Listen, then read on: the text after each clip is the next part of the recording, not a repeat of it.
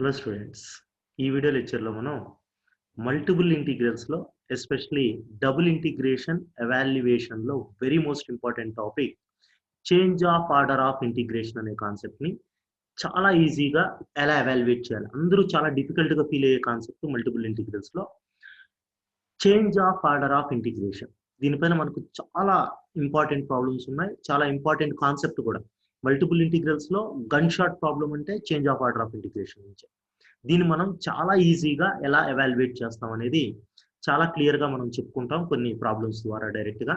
So కొద్ది జాగ్రత్తగా last రోజు చూడండి, వీడియో అర్థమవుతుంది చాలా క్లియర్గా. మీరు బుక్స్లో చూసే విధానం కంటే కొద్దిగా సింపుల్ వేలో చెప్తాను, ఓకేనా?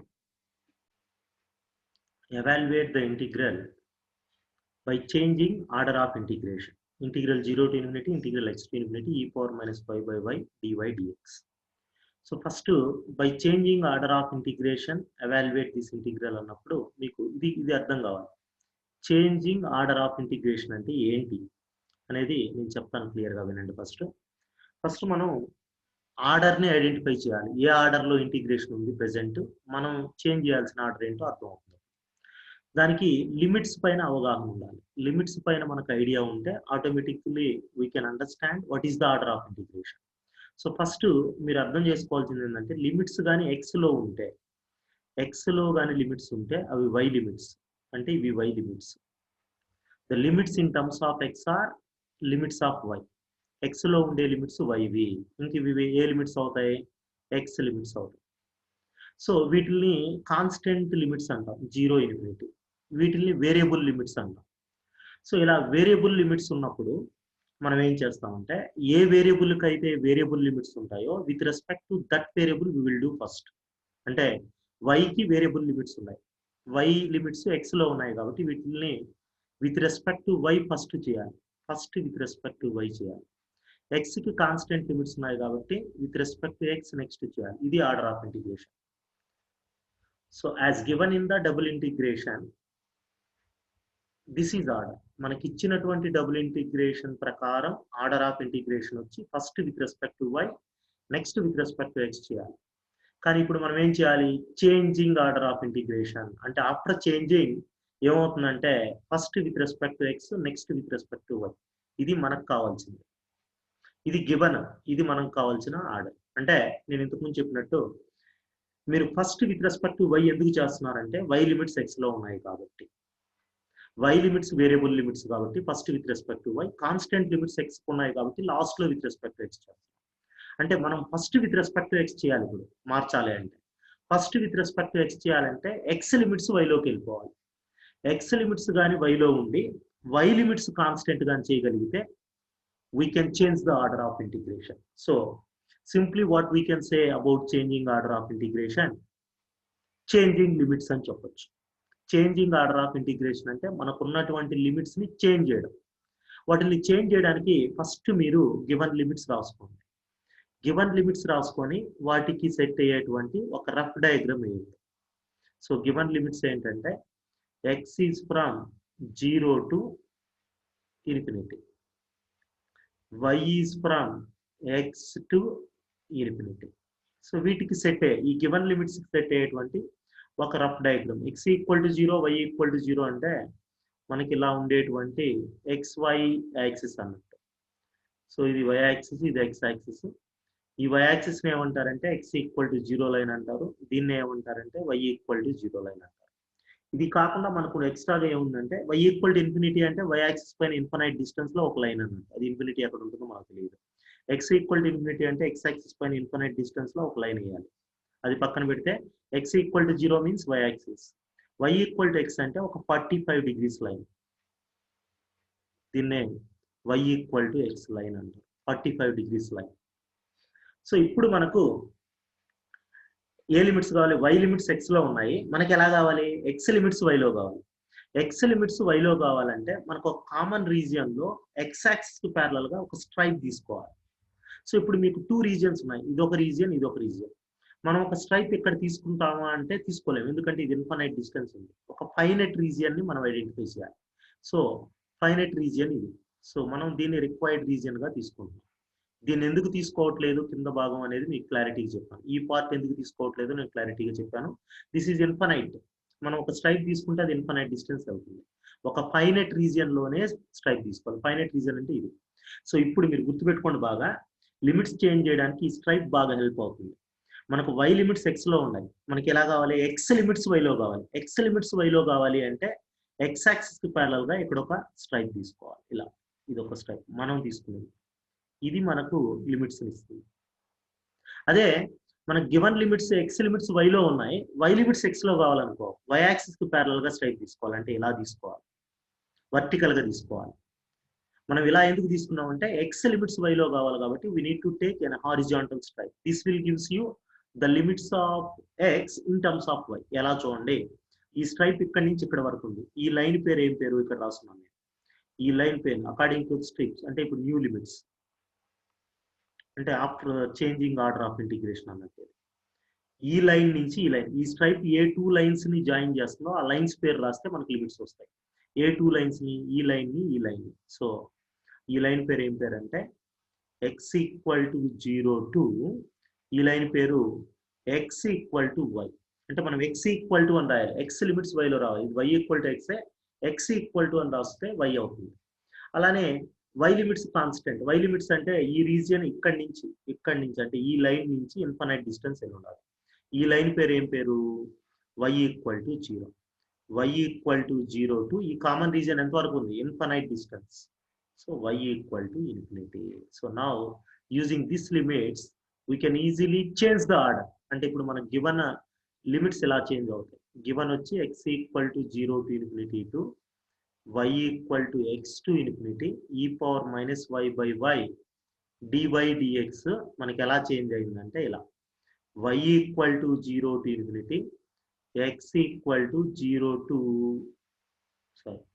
y equal to 0 to infinity x equal to 0 to y e power minus y by y. ఇప్పుడు first with respect to x చేస్తాం, next with respect to y మారుస్తాం. అంటే ఇప్పుడు ఆర్డర్ మనం అనుకున్నట్టు first x second y order change అయ్యింది. యాక్చువల్గా ఈ integral మాత్రం ఆర్డర్ చేంజ్ చేయకుండా మనం ఇంటిగ్రేట్ చేయలేం. ఎందుకంటే డైరెక్ట్ ఇంటిగ్రేషన్ చేయాలంటే విత్ రెస్పెక్ట్ టు y చేయాలి. e power minus y by y అంటే e power minus y into y power minus 1. UV rule కూడా అప్లై చేయలేరు. దేన్ని యూ అనుకున్నా మీకు కంటిన్యూస్ ఇంటిగ్రేషన్ వస్తానే ఉంటుంది. సో మనకు చేంజింగ్ ఆర్డర్ ఆఫ్ ఇంటిగ్రేషన్ అని ఇవ్వకపోయినా కంపల్సరీ చేంజ్ చేస్తేనే ఎవాల్యుయేట్ చేయగలం. ఎలా ఎవాల్యుయేట్ చేస్తాం చూడండి ఎంత ఈజీగా. Integral y equal to 0 to infinity. ఇక్కడ with respect to x integrate చేసేటప్పుడు y terms constant, e power minus y by y constant. Integral 1 dx ఇంకేం లేదు అక్కడ. ఇంటిగ్రల్ 1 dx అంటే x. With respect to x చేస్తున్నాం, y టర్మ్స్ అన్ని constant. So x place లో y upper limit, y lower limit రాయాలి. Upper limit రాస్తే x place లో y రాసామంటే e power minus y by y, x place లో y రాస్తే y cancel. So integral e power minus y ఎంతంటే minus e power minus y. ఆ minus అలానే బయట ఉంచాను. 0 to infinity.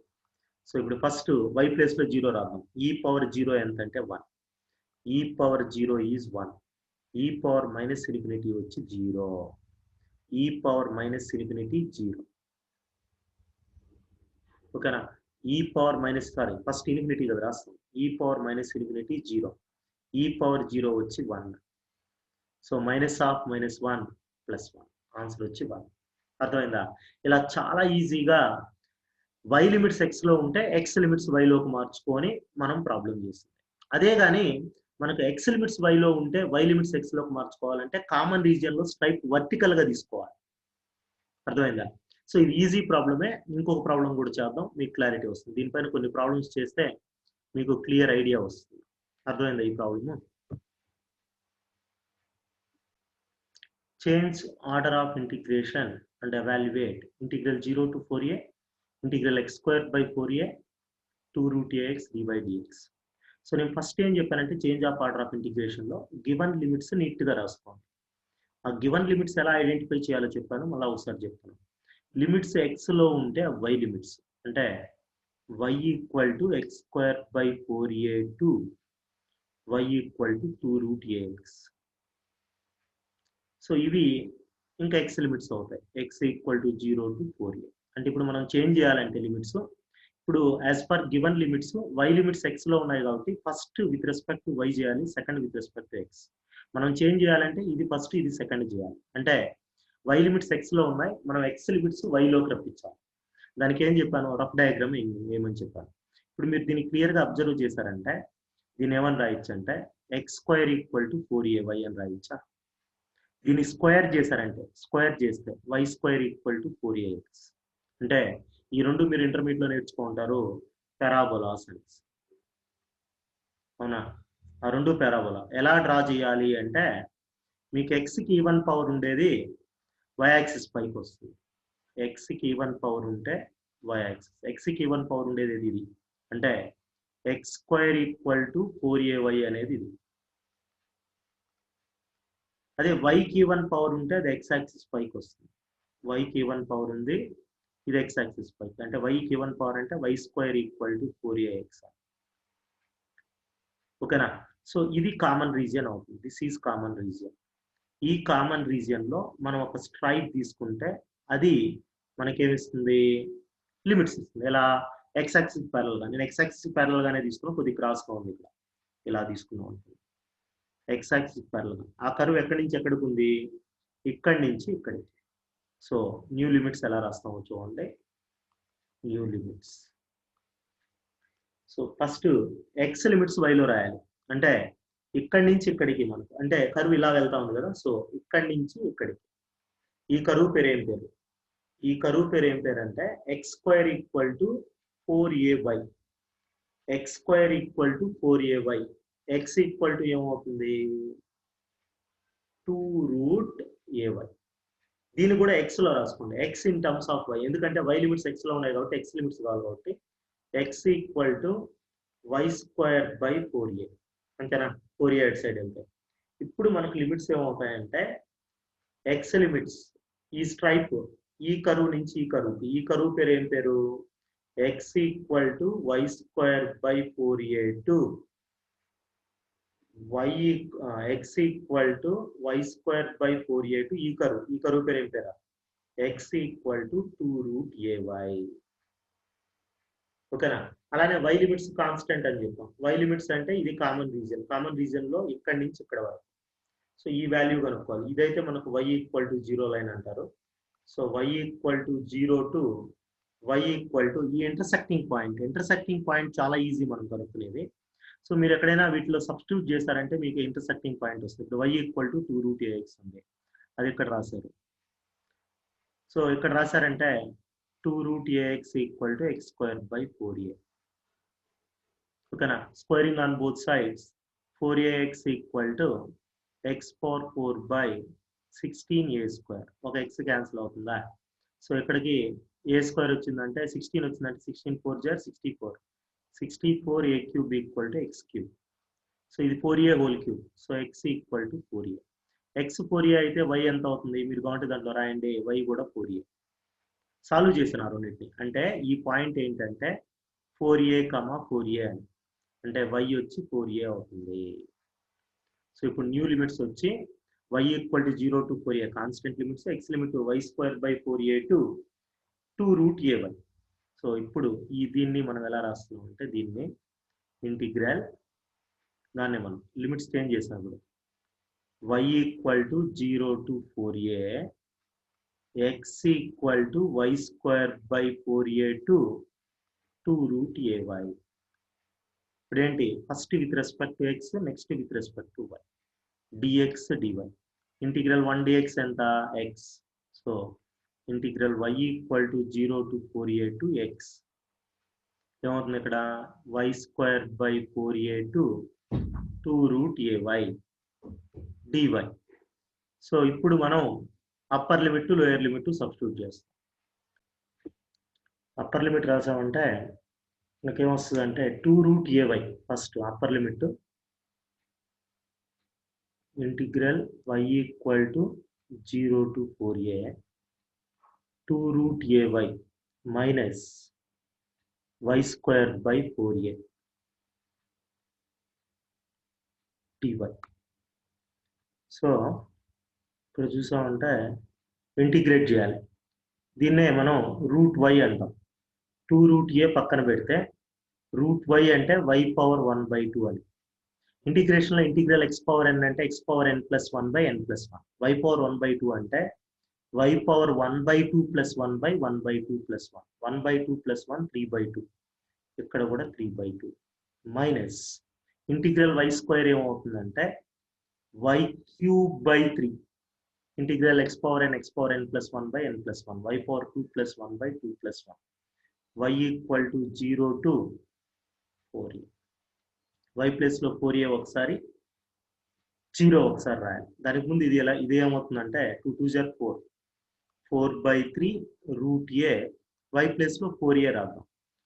4a power 3/2 minus 1/4a అంటే 4 3 జర్ 12 అవుతుంది. 1/12a. y ప్లస్ లో 4a రాస్తే 4³ 64a³. ఇంకా y ప్లస్ లో 0 రాసామంటే 0 అయిపోతుంది. దాన్ని వదిలేయచ్చు 0 రాస్తే.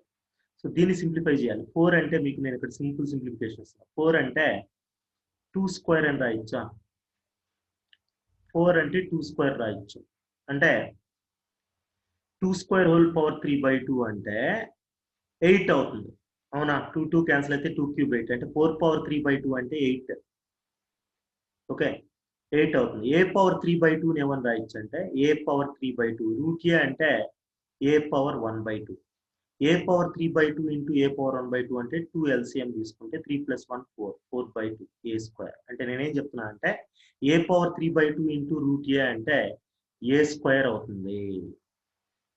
అలానే 4 పవర్ 3/2 అంటే 4 పవర్ 3/2 అంటే 8.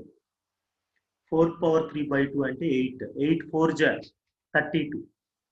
32a square by 3. అర్థమైందా నేనేం చెప్పాను? 4 పవర్ 3/2 అంటే 8. ఇక్కడ ఏ పవర్ 3/2 రూట్ ఏ అంటే ఏ పవర్ 1/2. ఆ రెండు మల్టిప్లై చేస్తే a స్క్వేర్. సో ఇక్కడికి వచ్చామంటే ఇక్కడ 12 64 ఉంది. సో క్యాన్సిల్ చేయొచ్చు కదా, క్యాన్సిల్ చేయొచ్చు. ఎలా క్యాన్సిల్ చేయొచ్చు? 4 3 జారు 4 16s. సో 16. ఇక్కడ ఒక a ఉంది, ఇక్కడ ఒక a³ ఉంది. a³ క్యాన్సిల్ అయితే 16a స్క్వేర్ బై 3. 32లో 16 పోయిందంటే 16a స్క్వేర్ బై 3 ఆన్సర్. అర్థమైందా? సో ఆ డయాగ్రామ్ ని రఫ్గా వేసుకోవడం అర్థమైందంటే మీకు ఆటోమేటిక్గా ప్రాబ్లం డెడ్ ఈజీగా వస్తుంది. ఈ డయాగ్రామ్స్ ని చూడండి ఒకసారి. కొంచెం పెరాబోలా అంటే ఇలా ఉంటుంది అని గుర్తుపెట్టుకోండి. అది ఎలా డ్రా చేయాలనేది నేను ఒక టెక్నిక్ చెప్పాను. ఎక్స్కి ఈవెన్ పవర్ ఉంటే y యాక్సిస్ పైన ఉంటుంది, వైకి ఈవెన్ పవర్ ఉంటే x యాక్సిస్ పైన ఉంటుంది. ఈ ఇంటర్సెక్టింగ్ పాయింట్ ఎలా కనుక్కోవాలంటే ఇలా సాల్వ్ చేసి కనుక్కోవాలి.